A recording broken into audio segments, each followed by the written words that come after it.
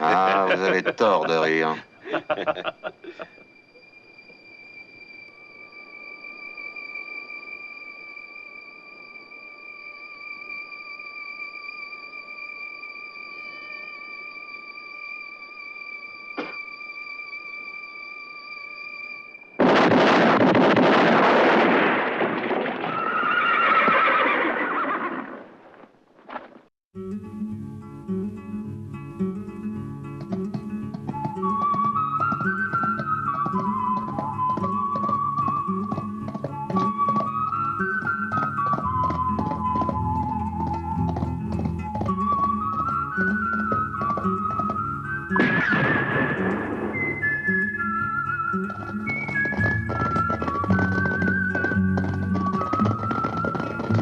En 1964, Sergio Leone tourne un western dans le désert espagnol d'Almeria.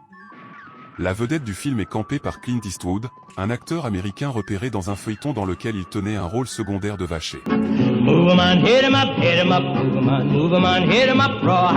Le scénario est fortement inspiré d'un film japonais. Et ce n'est pas le seul film de Kurosawa qui ait conquis l'Occident de cette manière, car quand Yojimbo a été présenté plus tard, en 62 à peu près, au Festival de Venise, Sergio Leone, mais alors là, ne l'acheta pas, prit le scénario et en fit une poignée de dollars, le western spaghetti était né. Pour magnifier son film, Sergio Leone engage un compositeur qui a arrangé beaucoup de chansons pour les vedettes de la variété italienne des années 60. Ennio Morricone commençait à faire de la musique de film et avait déjà œuvré sur un western tourné un an auparavant en 1963, Duel au Texas. L'association du réalisateur et du compositeur allait redéfinir les codes narratifs, visuels et sonores du western. En 1967, au Royaume-Uni, un LP 33 tours est sorti avec 7 titres en face A. Et un assemblage des morceaux sur la face B. En France, la bande originale sortira sur vinyle 33 tours un an plus tard en 1968 avec les 7 morceaux mais couplés avec pour quelques dollars de plus sur la face B. Il faudra attendre 2006 pour avoir enfin les 17 morceaux de la bande originale de Sergio Leone en CD chez GDM. Les Baxter d'un côté, les Rhodos de l'autre, et moi au beau milieu. Qu'est-ce que tu radotes?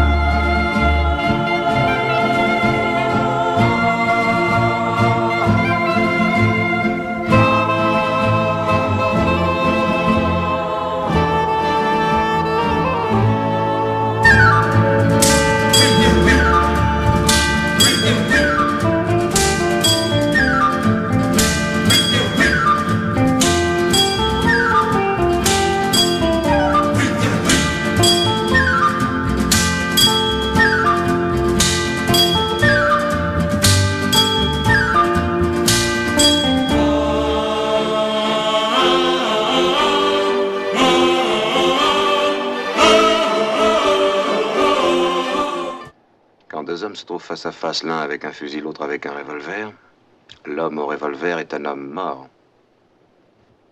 C'est bien ce que tu prétends? On va pouvoir vérifier ton proverbe.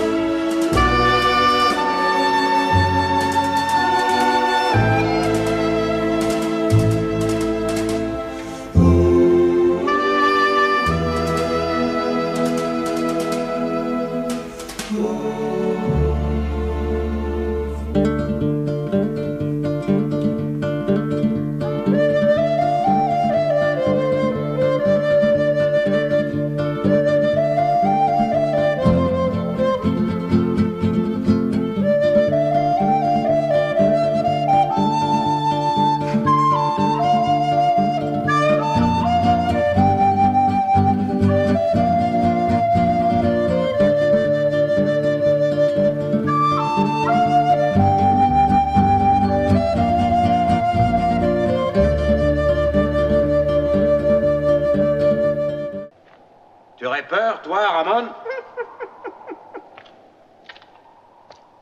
Vise au cœur, Ramon.